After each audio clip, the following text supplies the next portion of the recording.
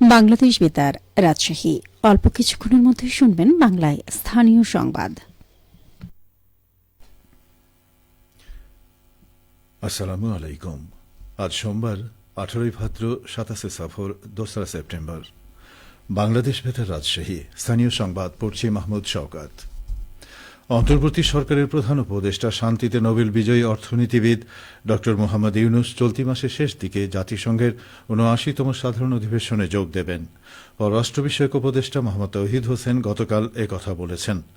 তিনি পররাষ্ট্র মন্ত্রণালয়ে সাংবাদিকদের বলেন, প্রধান উপদেষ্টা সংক্ষিপ্ত সফরে নিউ ইয়র্ক যাবেন। যাত্রার তারিখ এখনও চূড়ান্ত হয়নি। প্রধান উপদেষ্টা ড মোহাম্মদ ইউনুস নিউ ইয়র্কে এ সফরকালে সীমিত সংখ্যক সাইডলাইন বৈঠকে অংশ নিতে পারেন বলে জানিয়েছেন পররাষ্ট্র উপদেষ্টা।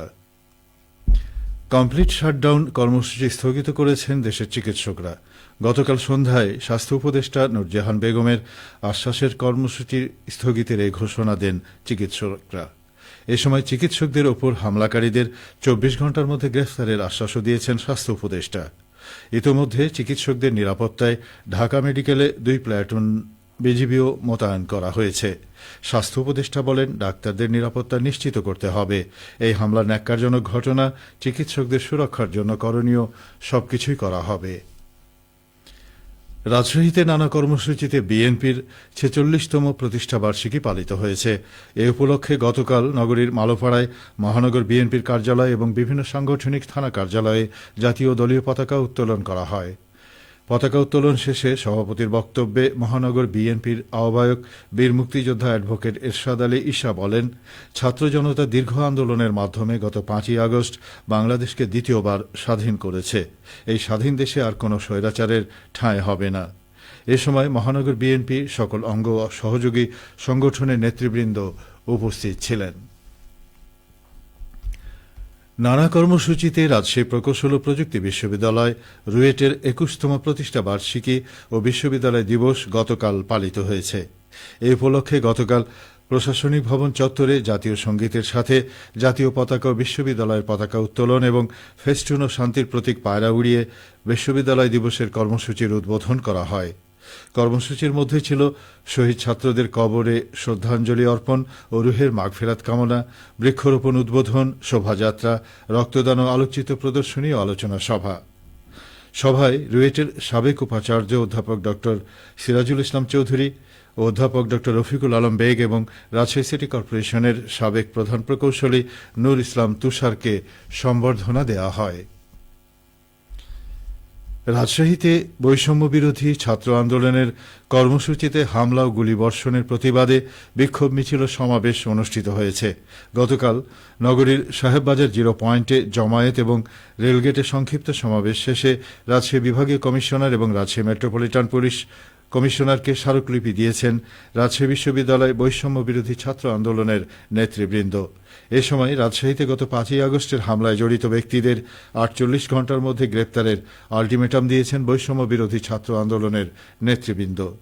কর্মসূচিতে নেতৃত্ব ও বক্তব্য দেন রাজশাহী বিশ্ববিদ্যালয়ের বৈষম্য বিরোধী ছাত্র আন্দোলনের সমন্বয়ক সালাউদ্দিন, সাব্বির হোসেন, ফাহিম রেজা ও মোহাম্মদ নুরুল ইসলাম শহীদ, রাজশাহী কলেজের বৈষম্য বিরোধী ছাত্র আন্দোলনের সমন্বয়ক আব্দুর রহিম ও মোহাম্মদ মাসুম এবং রাজশাহী বিশ্ববিদ্যালয়ের বৈষম্য বিরোধী ছাত্র আন্দোলনের পৃষ্ঠপোষক মোহাম্মদ রাশেদ রাজন।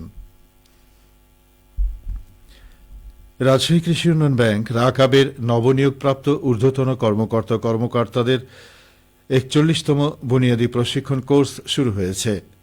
গতকাল রাকা প্রশিক্ষণ ইনস্টিটিউটে প্রশিক্ষণ কোর্সের উদ্বোধন করা হয়। রাকা প্রশিক্ষণ ইনস্টিটিউটের অধ্যক্ষ সুব্রত কুমার সরকারের সভাপতিত্বে উদ্বোধনী অনুষ্ঠানে প্রধান অতিথি ছিলেন ব্যাংকের ব্যবস্থাপনা পরিচালক নিরঞ্জন চন্দ্র দেবনাথ। অনুষ্ঠানে বিশেষ অতিথি ছিলেন ব্যাংকের উপব্যবস্থাপনা পরিচালক আব্দুর রহিম। ২৭ দিনব্যাপী এই প্রশিক্ষণ কোর্সে ঊর্ধ্বতন কর্মকর্তা ও কর্মকর্তা পর্যায়ের মোট ৪০ জন প্রশিক্ষণার্থী অংশগ্রহণ করছেন। নাটোর চিনিকল এলাকায় ২০২৪-২০২৫ রোপণ মৌসুমের আখ রোপণ কার্যক্রম শুরু হয়েছে। গতকাল চিনিকল সাবজোনের ১২ঘড়িয়া এলাকায় এই রোপণ কার্যক্রমের উদ্বোধন করেন চিনি ও খাদ্য শিল্প কর্পোরেশনের মোহাম্মদ গিয়াসউদ্দিন।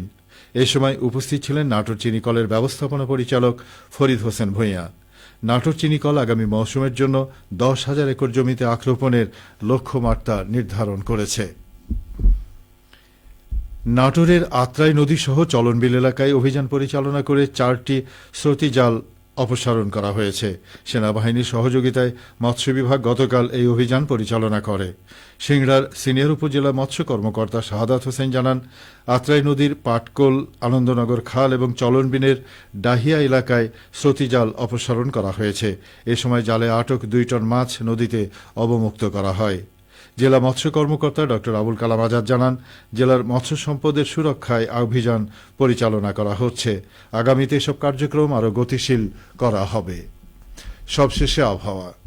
আজ সকাল 6টায় রাজশাহীতে তাপমাত্রা ছিল 27 ডিগ্রি সেলসিয়াস। এ সময় বাতাসে আর্দ্রতার পরিমাণ ছিল 97%। রাজশাহী ও পার্শ্ববর্তী এলাকায় আজ সূর্যোদয় হয়েছে ভোর 5টা 47 মিনিটে এবং সূর্যাস্ত সন্ধ্যে 6টা 22 মিনিটে।